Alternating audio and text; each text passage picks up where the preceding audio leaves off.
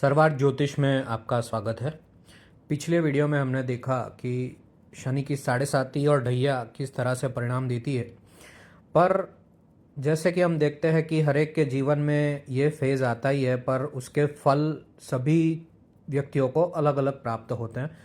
तो ये देखना भी ज़रूरी है कि जीवन के किस अंतराल में साढ़े साती और ढैया आती है, और अंतराल से मेरा मतलब है कि महादशा।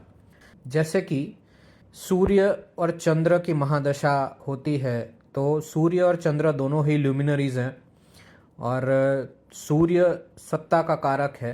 सूर्य पिता और कार्य क्षेत्र में बॉस का भी कारक है। तो अगर सूर्य की महादशा में शनि की साढ़े साती और ढैया आती है, तो कार्य क्षेत्र में बॉस से परेशानी, और घर पे पिता से अनबन और पिता से अलगाव की सिचुएशंस खड़ी हो सकती है। जितना कार्य क्षेत्र में आप मेहनत करो, उससे कम फल अर्जित होने के चांसेस ज़्यादा बनते हैं। और अगर आप बहुत ज़्यादा मेहनत करते हैं और आपकी कुंडली में सूर्य अच्छे भाव का स्वामी है और अच्छे भाव में केंद्र या त्रिकोण में बैठा हुआ है, तो आपको अच्छी खासी मेहनत करने के बाद, बड़े परिश्रम के बाद आपको प्रमोशन या पदोन्नति के चांसेस बनते हैं।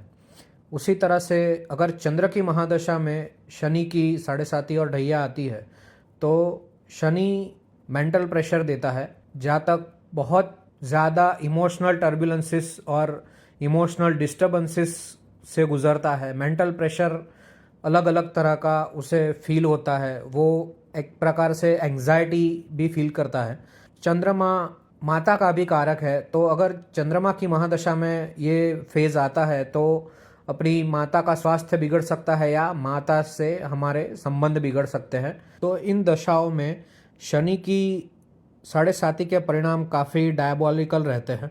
नेक्स्ट है मंगल और राहु की महादशा। जैसे कि हम जानते हैं कि मंगल ऊर्जा है और राहु ब्रह्म है।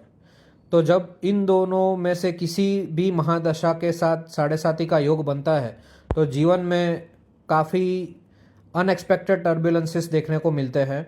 यह समय अचानक ट्रांसफॉर्मेशन लेके आता है, बदलाव लेके आता है। आपको बहुत ज़्यादा गुस्सा आ सकता है या आप कोई भी जल्दबाजी में डिसीजन लेने लगते हैं। अगर राहु की महादशा है तो इस महादशा में आप कई सारी सिचुएशन में भ्रम की स्थिति बन सकती है। कार्य क्षेत्र में या राहु जिस भी भाव का स्वामी है, उन सभी भावों में और जिन भावों पर दृष्टि कर रहा है, वो सभी भावों में भी आपको बहुत सारे भ्रम की स्थिति बनी रह सकती है। स्पेशली अलग अलग रिलेशनशिप्स में भी ये बदलाव देखे जा सकते हैं। इन महादशाओं में अगर शनि की साढ़े साती और ढैया आती है, तो कोई बड़ा साहस नहीं करना चाहिए। और इन महादशाओं में एक्सीडेंट्स का भी काफ़ी खतरा रहता है, तो रोड पर वाहन भी सोच समझ के और मेंटल स्टेबिलिटी के साथ ही चलाने चाहिए।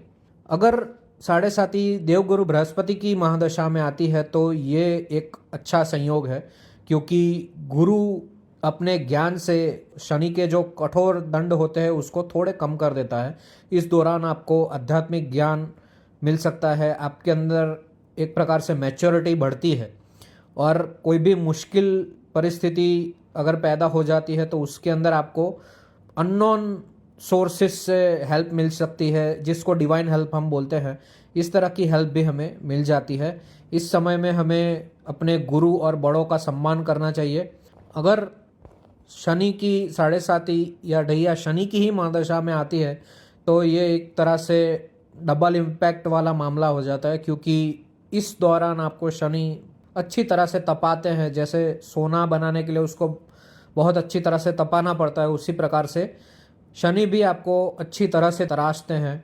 और इस दौरान अगर आप अपने कर्मों को अच्छा कर लेते हैं, अपनी नीयत को अच्छा कर लेते हैं, गरीबों की मदद करते हैं, अपाहिजों की मदद करते हैं, तो शनि आपको राजा या राजा के समान पद प्राप्ति भी करवा सकते हैं। वैसे तो ये समय काफ़ी कष्टकारी भी होता है, पर इस समय में पेशेंस के साथ आगे बढ़ना बहुत ज़रूरी होता है। एक और चीज़ जो मैं चंद्रमा की महादशा और मंगल की महादशा में स्पेशली बताना चाहूँगा कि ये दोनों महादशाओं के दौरान मेंटल पीस और एंग्जाइटी को कंट्रोल रखने के लिए हमें प्राणायाम करने की भी बहुत ज़्यादा ज़रूरत होती है, क्योंकि मेंटल स्टेबिलिटी के लिए और पेशेंस को मेंटेन रखने के लिए प्राणायाम बहुत हेल्पफुल होता है।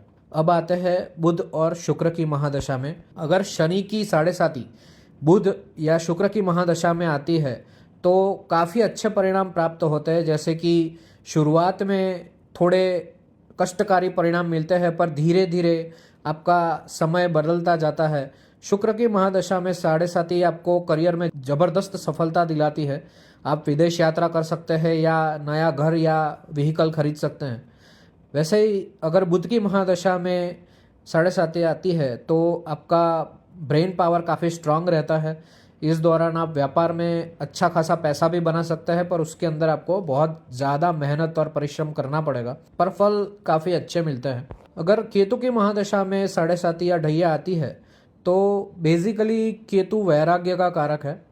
जब केतु की महादशा में ये फेज़ आता है तो इंसान का मन भौतिक दुनिया से उठने लगता है और आप खुद को काफ़ी आइसोलेट करने लगते हो, या आप अपने अंदर ही आइसोलेशन फील करने लगते हो, जिस वजह से रिलेशनशिप्स में प्रॉब्लम आती है।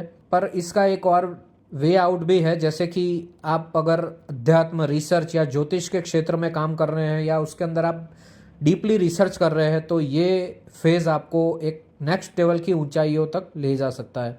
तो इस वीडियो में हमने देखा कि ज़रूरी नहीं है कि 7.5 या ढैया का फेज़ हर एक इंसान को एक ही तरह का बुरा फल दे। शनि एक न्यायाधीश है जो आपके कर्मों के अनुसार ही फल देते हैं, और आपकी जो भी महादशा चल रही है उस प्रकार के फल आपको अलग अलग तरह से प्राप्त होते हैं। अगर आपको शनि की 7.5 के दौरान कोई बड़ी परेशानियों का सामना करना पड़ रहा है तो सबसे जो कारगर उपाय है वो हम नेक्स्ट वीडियो में डिस्कस करेंगे, और आने वाले वीडियोस में ये भी डिस्कस करेंगे कि शनि की 7.5 में किस प्रकार के इवेंट्स हो सकते हैं। अगर आपको वीडियो पसंद आया हो तो लाइक शेयर ज़रूर कीजिएगा। Thank you.